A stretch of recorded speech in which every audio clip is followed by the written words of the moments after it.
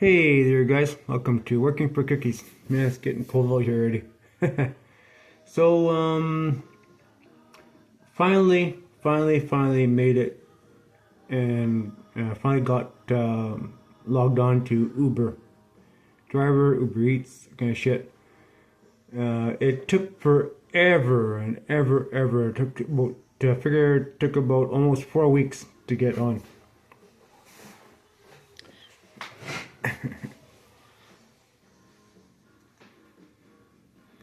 I got my assistant, my apprentices. I got another one over here.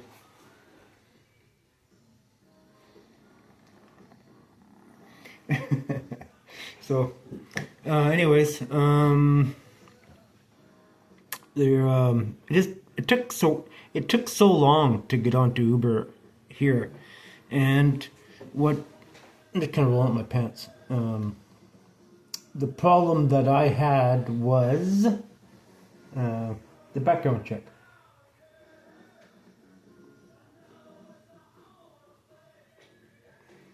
So up here in Canada, or actually where I am, Uber makes you go through a third party. Well, that makes you. I guess you have an option of opting out. But the first time I did this was quite a while ago, and it wasn't this much of a hassle. Because this is the second time I've been through this. The first time what I did is I rented a car, and did it that way, and I just wanted to see what Uber was all about and try it out. And I liked it, and kind of was up in the city, which I don't go very often, and was quite the experience at that time. Things were not, I mean, things are a lot more complicated and more advanced now than they were, I think, anyway. But at that time, I didn't have much of a hassle getting on to Uber. I think it's like going back maybe, Gabby. Well, I don't know, at least 6-7 years ago, at least. And at that time, Uber was only available in some of the cities around here, and the major cities and the bigger cities. I'm not gonna tell you where I live. All I'm gonna tell you is I live in southern British Columbia. Southern British Columbia, Canada. And if you do know or do know, if you don't know or do know, you probably know where the major cities are in my province. So, I have to go to a certain population, right? And anyways, now Uber's available in all places. Small cities, small towns, rural, wherever they are. But the background check is where it screwed me over. And I went through this one company. It's called Triton. Not Trident. The gum company, but called Triton. And there's other ones called Checker and stuff like that. And then you have to go to the cop shop, get your fingerprints done, and all that bullshit, right? You gotta go through all that crap and all the loopholes. And I entered something wrong on that third-party background check. There was something wrong. It took forever. And you need a good phone to take picture of documents, and that screwed me over too. And I had to get, after I figured out, someone told me about an app on the phone that makes when you take a picture of a document, it just gives you basically a bunch of lines on the picture, and you put the document in the middle there, and it just crops it and brings all the words out and all that shit like that. I had to get an app that did that. So that worked pretty good for that. That helped out a lot. I took a picture. I think I sent in the documents about 3-4 times. They could never see it until I got that app, and then it brought all the wording out so that you could see.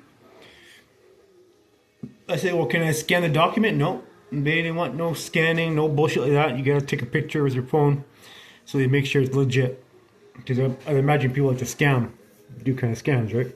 And I know there is. I know there's scamming going on left, right, center. It's the nature of the beast. Doesn't matter if it's trucking industry, Uber, taxi, whatever the hell it is. There's scamming going on left, right, and center. But it took forever. I I fought and fought and fought with Uber, talking to sometimes it was good agents, sometimes it was crappy agents, and there were so many. And you try to pick up the best ones. And sometimes, like even like today, I was on there. I talked to maybe half a dozen bot agents, and about four. Cats, you get into everything. And about four live, like talking on the phone, agents. The last one I talked to was a guy, and he was really helpful, and he got me set up and going, and that's awesome. So that was really good. But before that, oh, you gotta wait another week. You got a few more days. Like, oh fuck, I already waited enough days. This has gone on long enough. This has to get done now. All right. And they, oh, please be patient, sir. Blah blah. Yeah, fuck you. I'm done with this fucking patient bullshit. It's gone long enough, and it has to be over and done with. And I found the right guy, and I kept on pushing and pushing, pushing, found the right guy, and got it on there.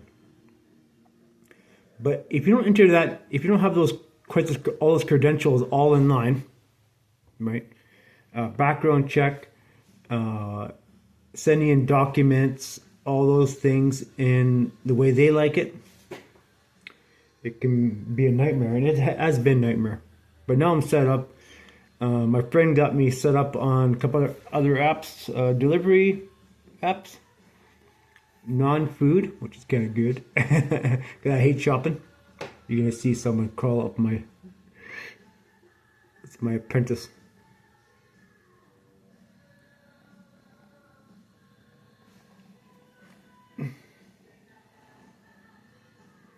You're worse than my kid.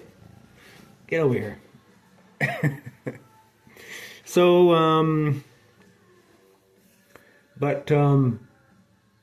the whole Uber setting up bullshit takes time, and I've heard horror stories. I've heard good ones and bad ones. I know someone who it took them like 3 days. They were in the city. It took them 3 days, and they're online, and they were up driving. And me, it took me so long, and then now I only have about 2 months left because I only got 3 months insurance on my car, because that's all I could afford after buying the stupid thing and going all through all the rigmarole. And now I have to work like a bugger to save money to buy tires, winter tires, or else I won't be going nowhere. So, I might try to juggle a little bit. I still have to work nights and stuff like that. That damn cat, like pissing me off. Got would buy me. So, but anyways, now I have to work like a bugger now, and make some money. And the way I like to do this is, you gotta work your ass off to make some money to pay the fuel bill, pay the insurance, and also buy winter tires, because you're in Canada. Depends where you live. Well, most of Canada you need winter tires, and probably like the northern parts of the states. You guys know about that shit. So you don't have to go to the extreme of getting studded tires. I mean, can if you want. I've always had good mud and snow tires. That's all you need. Going to studs. I mean, this little bastard. I mean, you can buy what you want for tires. I mean, some people buy all seasons. If you have an all-wheel drive car, you can just get away with all season tires if you want. As long as they have a snowflake on them, you're good to go. But I'm gonna get mud and snow tires. As long as they have a snowflake on them, they're good to go. So those next things, like there's always something, right? But I haven't even. I went on one app. It's called Chip It, and another one I forgot the damn name of it, and Roadie, yeah, That's not roadie. It's another one. I forgot what the damn name of it is. But anyways, I've only used it maybe a few times now. Forgot to put my damn dentures in. Hey, get out of there, Ozzy. Excuse me.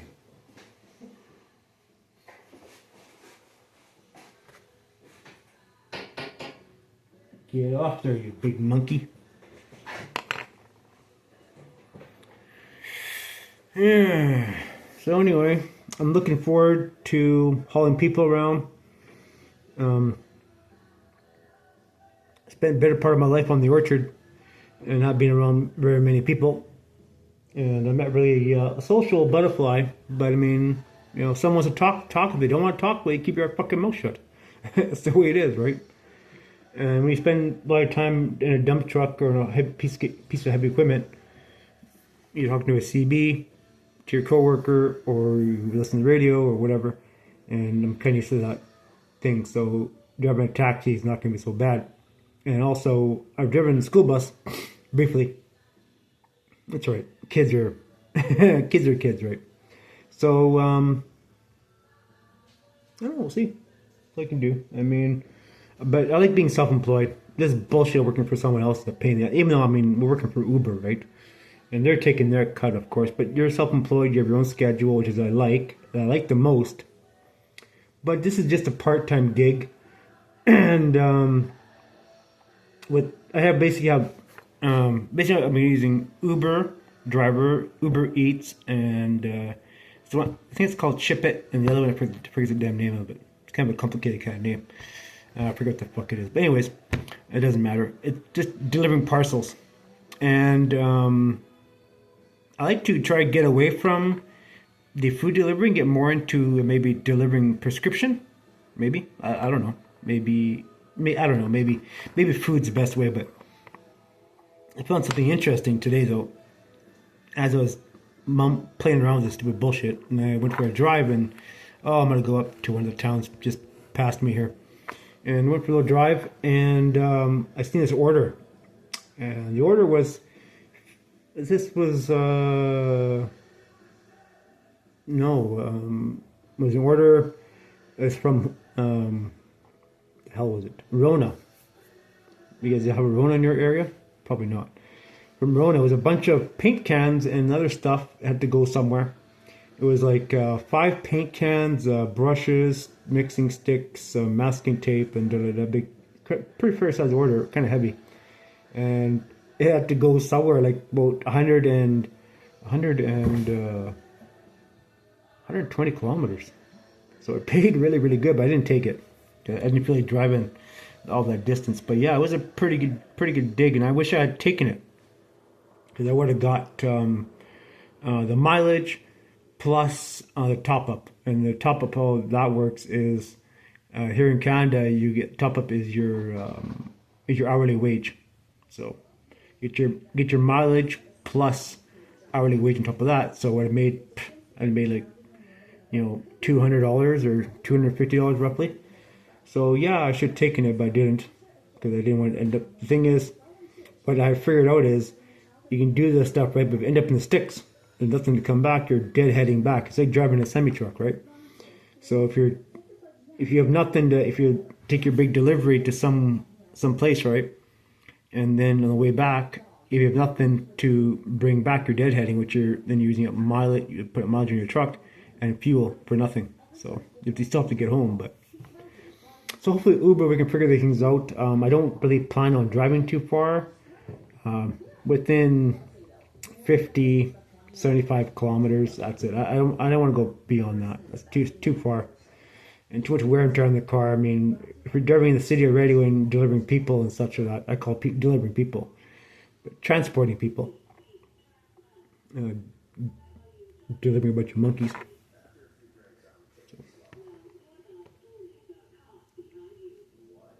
So, anyways, there you have it. So my 2 cents on it today. I'm glad I finally got on Uber. After all the bullshit and rigmarole stuff, you basically have to get onto them. You really, really have to push and push and push and push to get anywhere with these guys, because I must have only got maybe only 2 emails from them after all this bullshit. It was mostly talking through the chat bot, talking through the damn live chat, someone, a human, right? And some people help, some people don't, some people don't know what the hell it is, and they kept telling me, oh, you should wait and wait and wait and wait.